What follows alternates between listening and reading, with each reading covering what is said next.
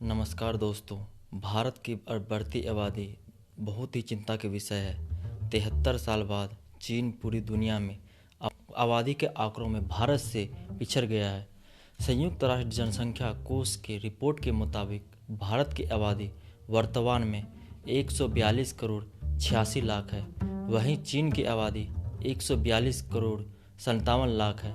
Report में Hong Kong और Taiwan के आंकड़ों को शामिल नहीं किया गया है, जिसे चीन अपना हिस्सा बताता है। संयुक्त राष्ट्र जनसंख्या कोष की रिपोर्ट में कहा गया है, भारत में आबादी अगर इसी अनुपात से बढ़ती है तो 2050 में आंकड़ा 166 करोड़ के पार चला जाएगा। आने वाले सालों में चीन की जनसंख्या में कमी होने का अनुमान जताया गया है।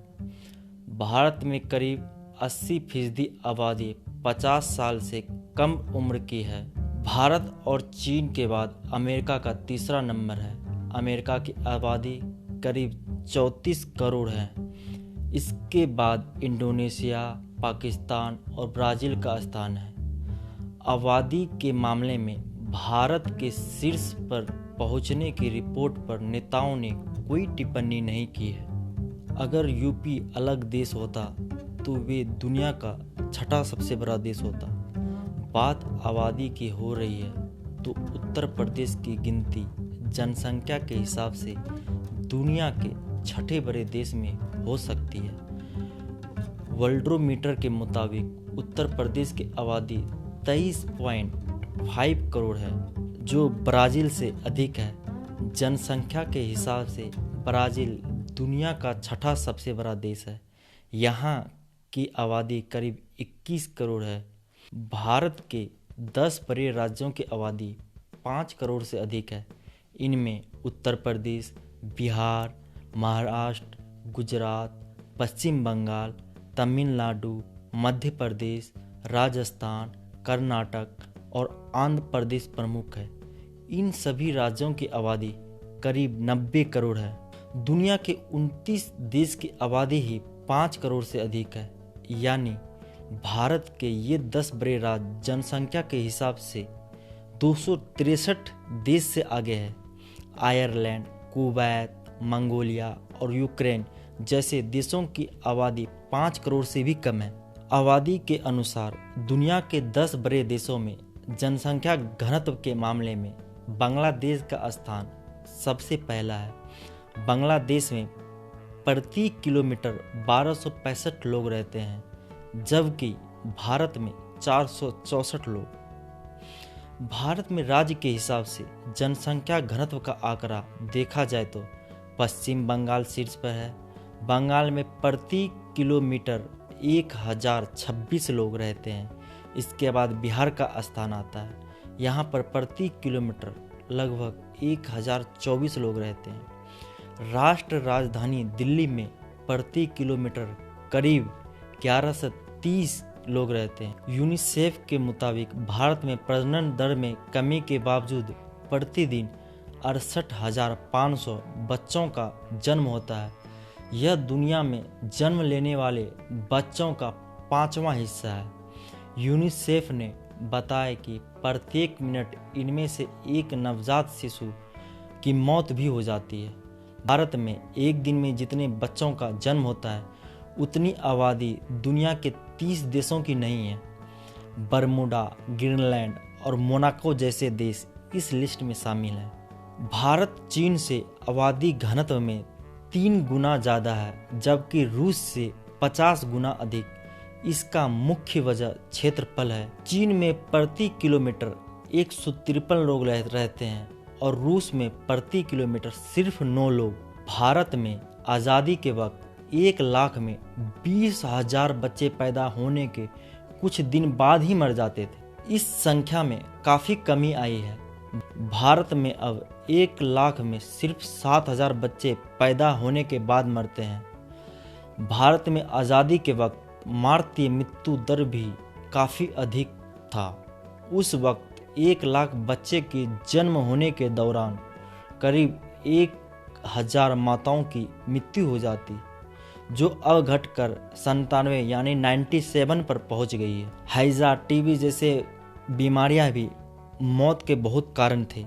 भारत में आज़ादी के बाद जनसंख्या की रफ्तार में जिस तरह बढ़ोतरी हो रही है, उसी तरह लोग हैजा, प्लेग और टीबी जैसे बीमारियों से भी मर रहे थे। भारत की 25% आबादी 0 से 14 वर्ष की आयु वर्ग की है।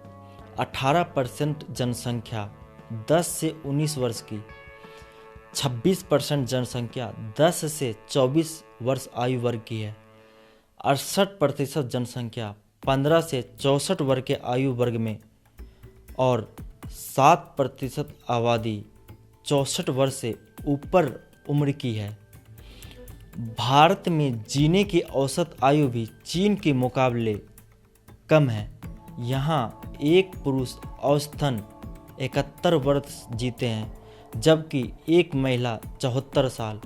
चीन में यह आंकड़ा 80 के करीब है।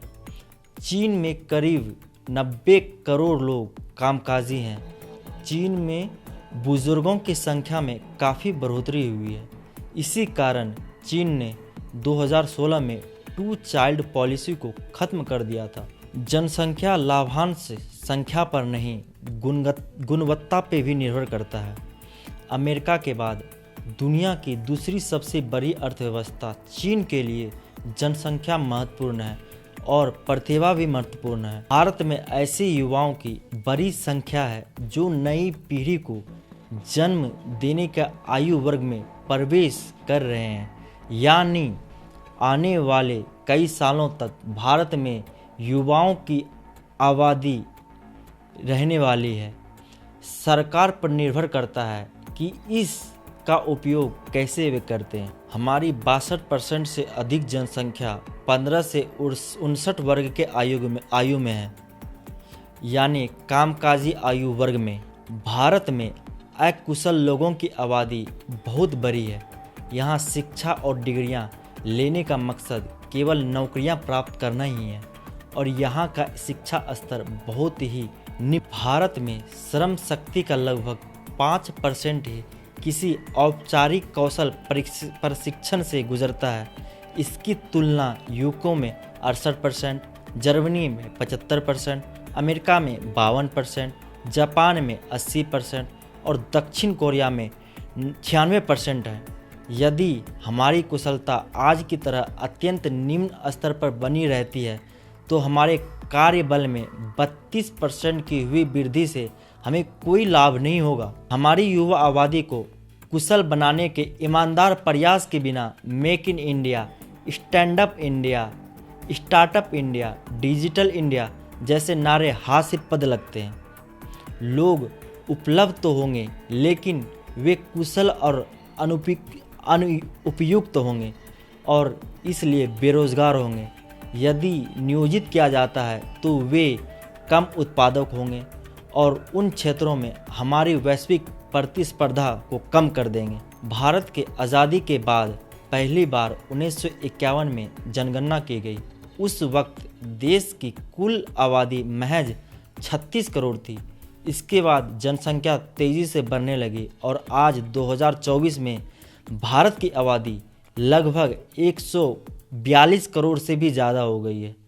आज से करीब 72 साल पहले किसी ने ये कल्पना नहीं किया था कि भारत की आबादी में 160 करोड़ की वृद्धि हो जाएगी। भारत में बढ़ती आबादी को लेकर कई बार सरकारों ने चिंता जताई, लेकिन एक बार को छोड़कर कभी प्रयास नहीं किया गया। 1975 के दौरान देश में जनसंख्या नियंत्रण के लिए नसबंदी अभियान चलाया गया, जिसकी तीखी आलोचना हुई थी और इसे संविधान के खिलाफ बताया गया था। भारत में 2 बाल नीति को आज़ादी के बाद लगभग 3 दर्जन बार यानी 36 बार संसद में पेश किया गया, लेकिन किसी भी सदन ने हरी झंडी नहीं मिली। ये है भारत में बढ़ती जनसंख्या। अभी भारत का जनसंख्या इतना ही अनकंट्रोल हो गया है कि ये संसाधनों पे बोझ बनता जा रहा है। जहाँ भी देखो वहीं पे भीड़ दिखता है, चाहे वे रेलवे स्टेशन हो, अस्पताल हो, चाहे कोई भी जगह, हर जगह भीड़ ही भी नज़र आएगा। अगर ऐसा ही बढ़ता रहा तो पता चला कि इस देश में संसाधनों की कमी हो जाएगी और इसी संसाधन की कमी के कारण लोग आपस में मरने लगेंगे।